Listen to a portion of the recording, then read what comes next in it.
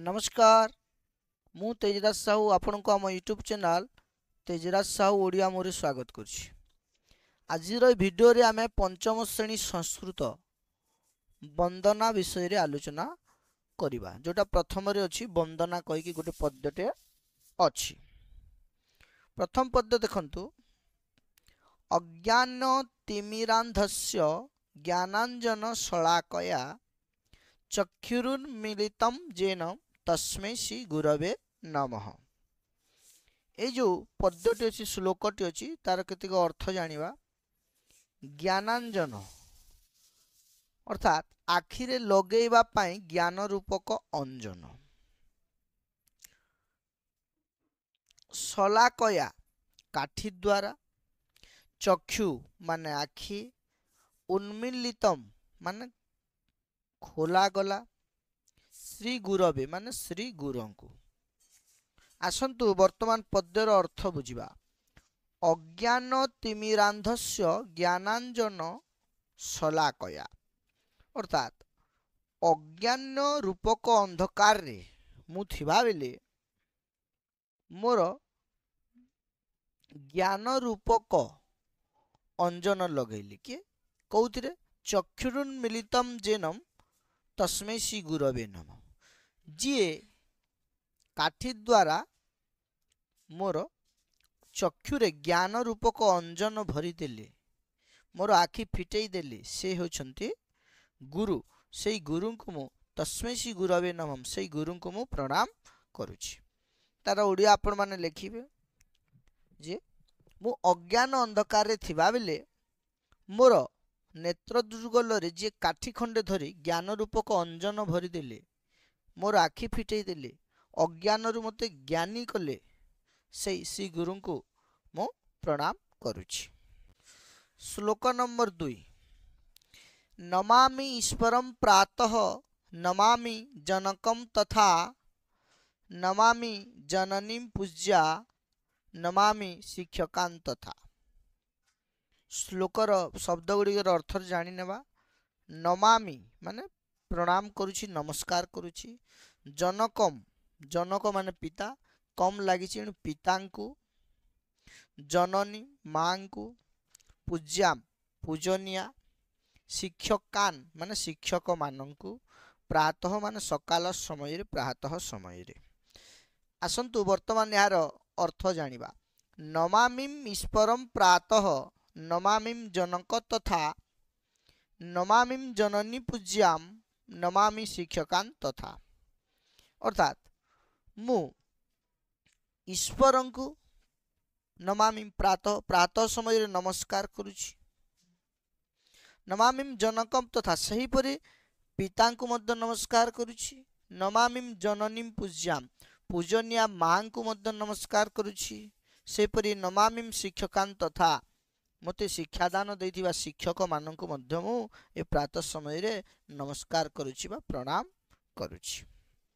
यार ओडिया रे आपण माने लिखि देबे जे मु ईश्वरन को, पितां को, पूजनिया मां को, शिक्षादान करथिबा शिक्षक माननकु ए प्रातः समय रे प्रणाम करुछि। तापरे श्लोक नंबर 3 करार बिंदेन पदार बिंदम मुखार बिंदे विनिवेशयन्तम बटस्य पत्रस्य पुटे शयानम बालम मुकुंदम मनसा स्मरामि। श्लोकटीर केतेक शब्द अर्थ जानिदेबा। करार बिंदेन माने कर द्वारा, हाथ द्वारा। पदारम बिंदम माने पाद को। मुखार बिंदे मुह रे। एटा विभक्तिर प्रयोग होइछि न जो बिंदे न बिंदम बिंदे। विनिवेशयन्तम माने रखिथिबा। स्मरामि माने स्मरण करुछि। बटस्य माने बट बर गछर बा बट गछर कहि पर बट वृक्ष जोटा बर गछ। पत्रस्य माने पत्रर। पुटे पुटे माने ऊपरे। शयानम माने सोइथिबा। मनसा माने मनरे। करार बिंदेन पदार बिंदम माने करार बिंदे कर द्वारा पाद को, कर द्वारा पाद को। मुखार बिंदे विनिवेशयन्तम माने मुहरे धारण करिथिबा बा रखिथिबा। रखी बटस्य पत्रस्य पुटे शयन माने बर गछर पत्र उपरे शयन करिथिबा बालम मुकुंद श्रीकृष्ण भगवान कर छोट रूप पिला बेले बाल मुकुंद मनसा स्मारे मु आपण को मनरे स्मरण करुछि। ठीक अछि ओडिया रे लिखले कोन हेबो जे करार बिंदे माने हाथ द्वारा पाद को मुखरे धारण करिथिबा बरगछर पत्र उपरे शयन करुथुबा बाल मुकुंद को मु मनरे स्मरण करुछि। वर्तमान 4 नंबर श्लोक सर्वे भवन्तु सुखिनः सर्वे सन्तु निरामयाः सर्वे भद्राणि पश्यन्तु मा कश्चित् दुख भाग भवेत्। श्लोकटीर केतेक शब्दर अर्थ जानिबा। सर्वे सर्वे माने समस्ते भवन्तु माने हुअन्तु सुखिनः माने सुखी निरामयाः माने निरोग भद्राणि माने भल पश्यन्तु माने देखिबा क्रिया देखंतु मा माने न बा नाही अर्थ रे एटा व्यवहार हुए। ठीक है संस्कृत रे मा माने मा नुहे नाही नाही अर्थ रे न नेगेटिव वर्ड हिसाब रे शब्द विषय रे व्यवहार कश्चित माने केही जणे। वर्तमान आसंतु यार अर्थ जाने सर्वे भवन्तु सुखिनः सर्वे सन्तु निरामया सर्वे भद्राणि पश्यन्तु मा कश्चित् दुख भाग भवेत्। सर्वे भवन्तु सुखिनः अर्थात समस्ते सुखी हुअन्तु सर्वे सन्तु निरामया समस्ते निरोग रुहन्तु सर्वे भद्राणि पश्यन्तु समस्ते भल जिनिस देखंतु मा कश्चित् दुख भाग भवेत् माने नाही केही जणे भी दुख भोग न करंतु। ए जो मा लगी न करंतु सेटा नेगेटिव को बुझाउछि। ठीक अछि नकारात्मक वाक्य जोटा मा कश्चित् दुख भाग भवेत् अर्थात केही जणे भी दुख भोग करंतु नाही।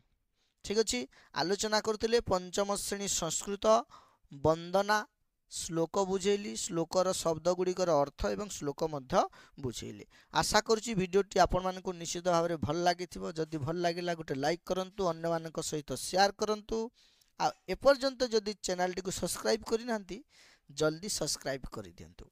भिडियोटी देखिथिबारु आपनको बहुत बहुत धन्यवाद। हरि ओम।